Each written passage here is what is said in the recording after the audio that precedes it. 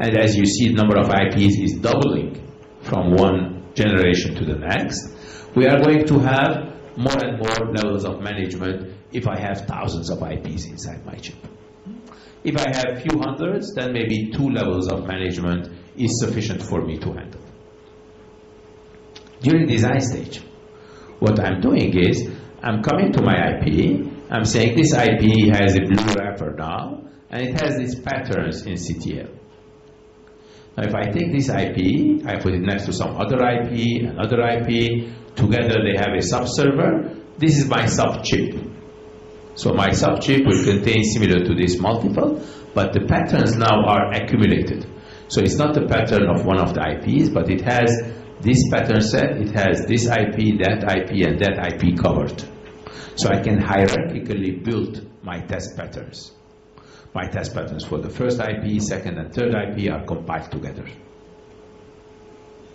Similarly, I can go to the next step where the entire SoC is here. This has already this subchip that we already built with the 3 IPs. I have more IPs coming here. I have next level server coming here, and then test access port. Therefore, my patterns are richer because these additional elements are bringing more patterns here. So the DFT, that is the architecture, the infrastructure is building up at every stage. Also, the patterns are building up at every stage. But because I'm using standard way of describing my patterns and standard way of helping me find out what the hardware is, now I have a very nice solution that I'm hierarchically building. Not only that, but in between the IPs, I'm able also to test what's in between. Imagine these are the IPs, and between them there's some combinational logic. Now, through the IP 1500 wrappers and this one, I can test the logic in between. I can test that logic as well. So, whether I'm testing the IP inside or the outside, this yellow 1500 wrapping is very helpful to me. So this yellow 1500 wrapping is working towards inside when I'm testing the IP, and it's testing towards outside when I'm testing the UDL. UDL is the user-defined logic, the combination logic between the IPs. Okay? In general, what I can do here, I can have a nice test schedule. A test schedule that allows me to test these blocks or these blocks at the same time if I want, or change the schedule. Test this block and this block together, and later these. So the test time depends on what I'm scheduling and what I'm testing concurrently. What is concurrent testing?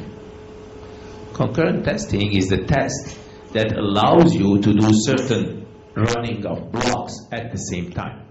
So I can run those red blocks at the same time or the green blocks at the same time. That concurrency is very helpful because it saves test time. And test time is money. Test time is the time it takes for an ATE to run the test. And the ATE is an expensive equipment, and the test time is consuming, we said, minutes for a given chip earlier, right? So if I can run certain blocks at the same time, I can reduce from my total test time. And anything I can do to do concurrent testing is very useful for me. So we need to look into that and to allow ourselves to do concurrent testing as much as possible. So to increase the productivity, I can do various scalability things and reduce the test time. And here you see again the eFuse, this non-volatile memory is sitting here, and this eFuse always talks to the server. And each time I power up the chip, the content of the eFuse can travel from the server to the sub-server to the individual memories to reconfigure them. Sometimes it's not only the repair information that I am storing in the eFuse. Sometimes I store some chip ID, I can store some calibration information, I can store some custom codes in my chip. So there are various things that I could do in order to be able to run my test properly, and this eFuse provides me lots of nice assistance. Okay, I need some help again. Wait.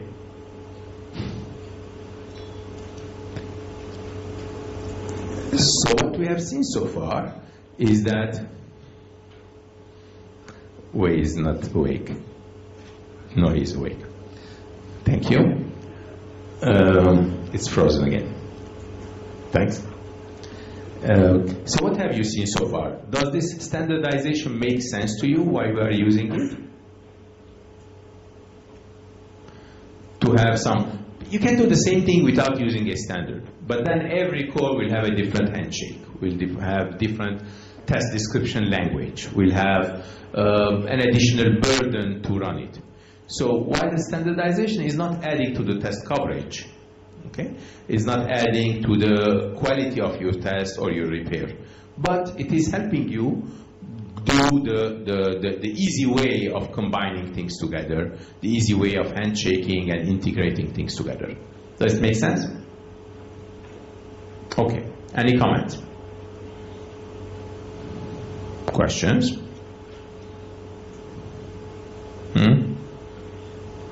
Okay, so let's move on. So this tells us about that concurrent testing that I mentioned.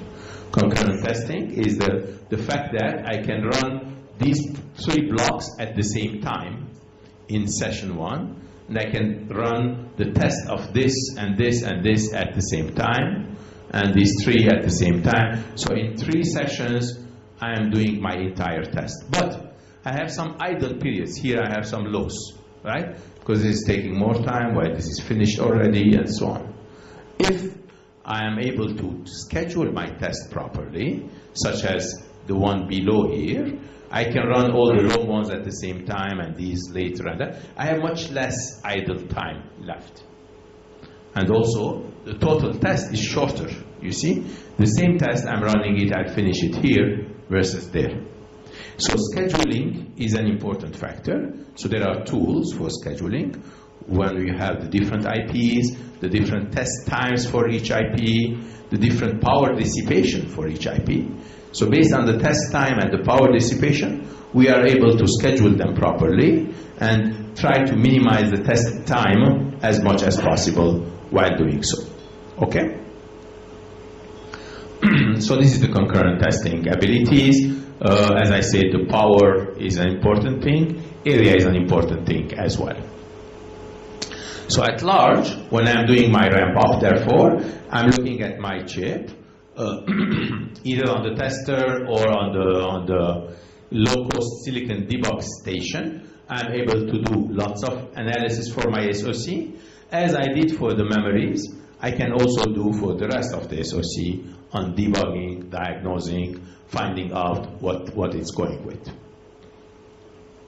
So in short, this hierarchical test is giving us a number of benefits. On one hand, it's telling us that we can do core reuse for large designs, but with a uniform interface, that is the standard interface. I don't need too many pins, just the test access port is enough for me. And the subchip level test can be done easily, and I would run that in a parallel way for concurrent testing while maintaining the same quality of test by having a standard handshake. So this is the standard way of handshaking and moving forward. Now what we saw is we saw what's happening in the IP, what's happening in the SoC test. Now let's go beyond the test of the SoC, see what else is needed beyond the SoC testing, and then look at it from a system level in terms of diagnostics as well. So at the chip level, at the SoC level, to go outside the SoC, we said that we have a port, and that port is a test access port.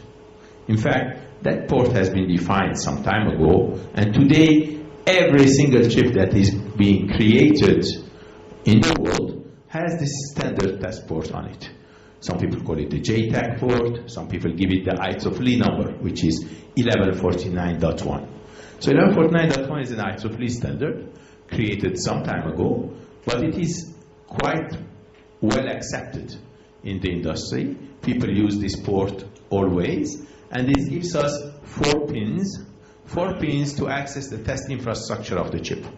So instead of coming from different pins and not knowing what to do, or for every chip creating a certain test access mechanism, this is standard 4 pins with a standard state machine that sits behind it, and it allows you to describe the functions of that with BSDL as a language, that is boundary scan description language, and it gives us a chip level access.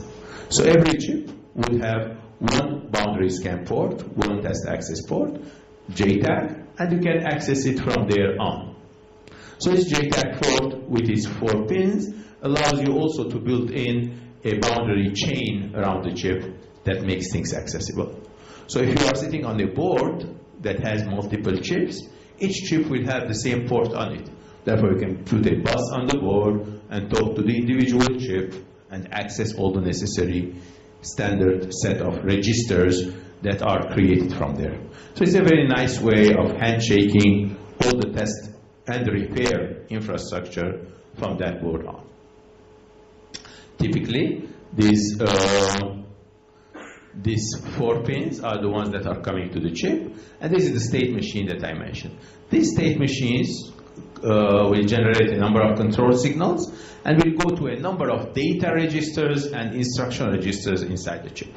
So it will give you access to instructions, and those instructions will choose the data registers and will allow them to be read from or written into. So either I'm writing to registers or reading from registers inside my chip.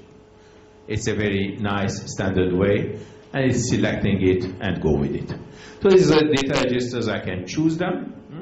The next standard besides this very good, nice one, 11.9.1, is IJTAG. IJTAG is this 1687. It's a newer one, it's not dominant yet, but it allows you to deal with hierarchy. So here, it does not do any built-in self-test to you, and it does not do additional information, but it allows you to come up with accessibility.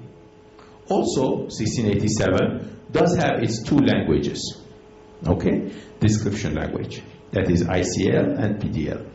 And this description language is, one of them is meant to describe the patterns, the other one is meant to describe the hardware access mechanism. So ICL is describing the hardware, and PDL is describing the test pattern for it, for every core or every box that I am accessing.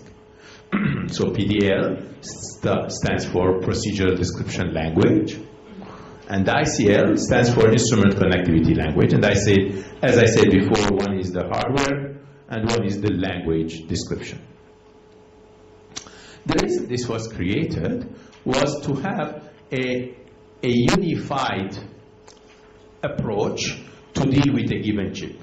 Whether I am working with the chip from an expensive test equipment, from a low-cost PC-based tester, or doing heavy diagnostics, to have one set of data that can be absorbed by all the equipment types. So it is a chip-level information that I am generating, and I'm allowing my different equipment to talk to it in a nice, standardized way. That way I'll be able to handle it nicely. So it has a number of benefits from a reuse point of view, and enabling the automation that is verifying, debugging, and so on, like the other ones are. If I compare this 1500 to the 1687, I would notice that what happens that my memory-based engine, my small sensors, and so on, can be accessed through 1687. My memories will be done with 1500. So my 1500 access port, which is this one, will allow me to come and talk to each one of those, and they are interoperable with this. That is, I can use both of them together if needed. In fact, 1500 was created a long time ago, 10 years ago, and this is just 1 or 2 years ago. They are very similar accesses, where 1500 is used for every IP today. 1687 is used at the higher level hierarchies between the IPs. So when I go to the higher level of hierarchies like this, I go out of this IP and that IP, I can have some switches at the top levels to open the access. So I'm coming from here, I can either bypass or go inside. I can bypass or go to the next chain. I can bypass or go to the next chain. So the whole concept is to have these SIPs which allow me to bypass or allow me to go and open up the chains and read inside. So this 1687 is based on this SIP-oriented notion for accessing more detailed chains or not accessing them and going through them. So I'll not go through the details of the SIPs. If you're interested in 1687 itself, you can look at the details yourself. But what's important is that those SIPs are not incompatible with the 1500 that we saw already. So our memory and logic blocks that we studied together will have their 1500 weir and bypass and boundary register, and them they can have individually different SIPs to open and close those registers and to bring them to the top level.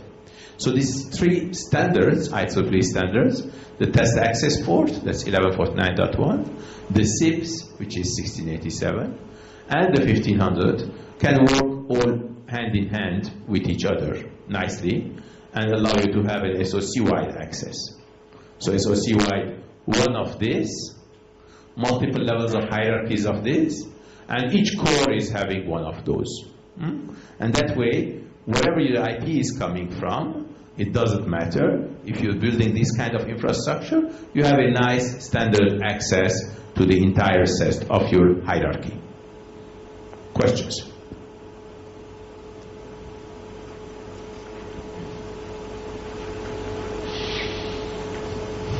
Any issues? No. Okay, we can move on. So languages also, we talked about this current language choices of CTL that comes with 1500, ICL that comes with 1687, and BSDL that comes with JTAG access port. And as we agreed, whichever way we're trying to access this chip needs simulation, this chip needs debugging or test equipments, or will sit on a printed circuit board, or it needs system level simulation, or even in the field we are doing field level testing, or the chip is back because it's defective. It's returned to the producer, therefore it needs further analysis or further repair. All of them need certain patterns to be read, and those patterns are, if we are using standards, if you're using 1149.1 BSDL PDL at the chip level. At the core level we are doing this, and at the hierarchical level we are doing that. So we have a standard way of handling beyond the SOC at these different intervals. If this makes sense to you, now we will go together beyond this manufacturing test when we did assume that everything is okay. Now we'll try to see how we do the debugging if the chip is bad, and then we can see how we can use the in-system testing if we need that. If the chip is sitting in a box like this somewhere, in my mainframe or in my networking box, and I need to debug it, this access port that we built, the TAP, JTAG port, will allow me to come in and in a low-cost way give me access to the board and in fact to the individual chips on this green board. The board has multiple chips and each chip will become accessible. The scan chains that I built with compressor engine will become accessible for me. Even the memories with their BIST engines will become accessible to me, and even the analog blocks will become accessible, and I'll be able to handle them directly and deal with that immediately. Now, that is for manufacturing diagnosis. In the field, the chips need more abilities. If I am in a domain where my chip needs to have high level of usage, I need to have high reliability, accessibility, as well as serviceability. What does that mean? It means the chip will have different capabilities in it, especially if that chip is used in highly safe-oriented activities. Those will require that I build into my chip, as we saw before, the different safety mechanisms. In the cars, as we started this morning, in the automotive domain, this is an essential thing. In the cars, I need to have proper safety and proper reliability. That means in the field, I need to access certain things. If I am dealing with automotive chips, it is required that I design it with certain capabilities. I do my silicon bring up and volume production based on what we already discussed. But in the field, we agreed that we need to have power on self-test. And this is a requirement today for automotive chips. I need to have periodic self-testing in mission mode. That is to have short periods of time when I need to run my test. Also, I need to have this ECC, that is, or error correcting codes. While until now, we discussed together this design for testability aspects. We discussed together the silicon bring up and the volume production, what do we do in manufacturing, how we do accessing, and so on. We didn't discuss as much what we do in the field. Now we'll concentrate a little bit on that. For the field activities, again, there are standards. One of the key standards that you may have heard about today is this ISO 26262. This is not an IEEE standard, it's an ISO standard.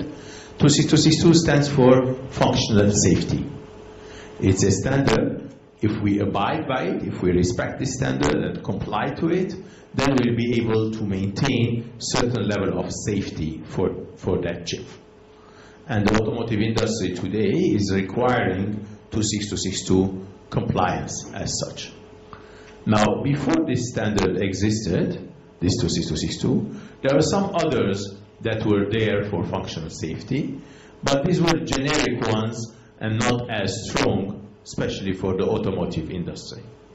Today, we are required to do this, and this standard is coming with multiple layers, if you want, or multiple levels.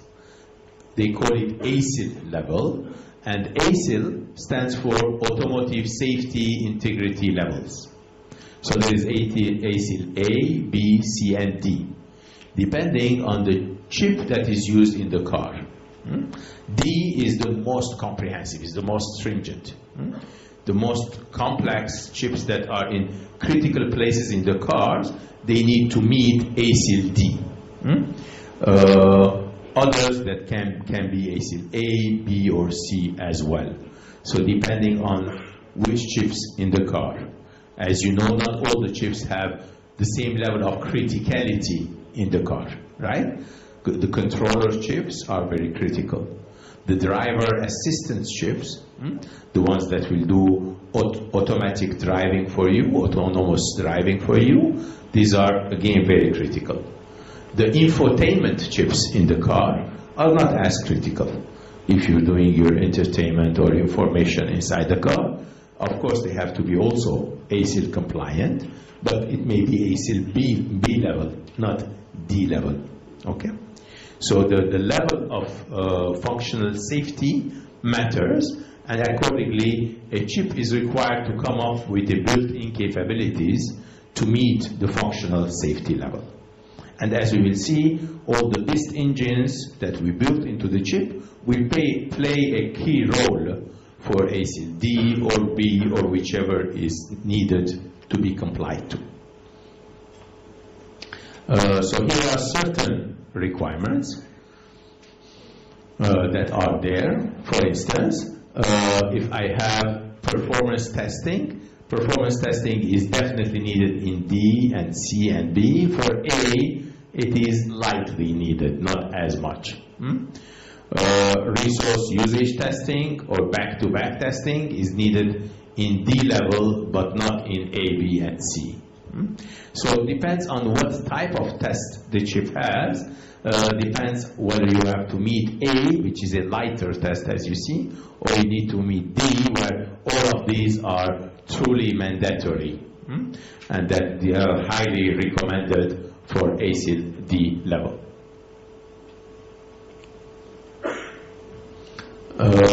So automotive test requirements are multiple. The first is the quality of the test. So we have to have very high quality of test. It's 99.9% coverage that is needed. It needs advanced BIST test algorithms to be in it. So the test quality is extremely high. And that goes from A to D level. Now some things are more at the higher level. For instance, if I'm running power on self-test with high fault coverage, this is more ACIL D and C level, the power on self-test. The power on self-test coverage matters as well. So the coverage itself would be higher requirement-wise if I am in ACIL D versus if I am in ACIL B. Also, there is ECC, which is mandatory. ECC is the error correction code. So as you know,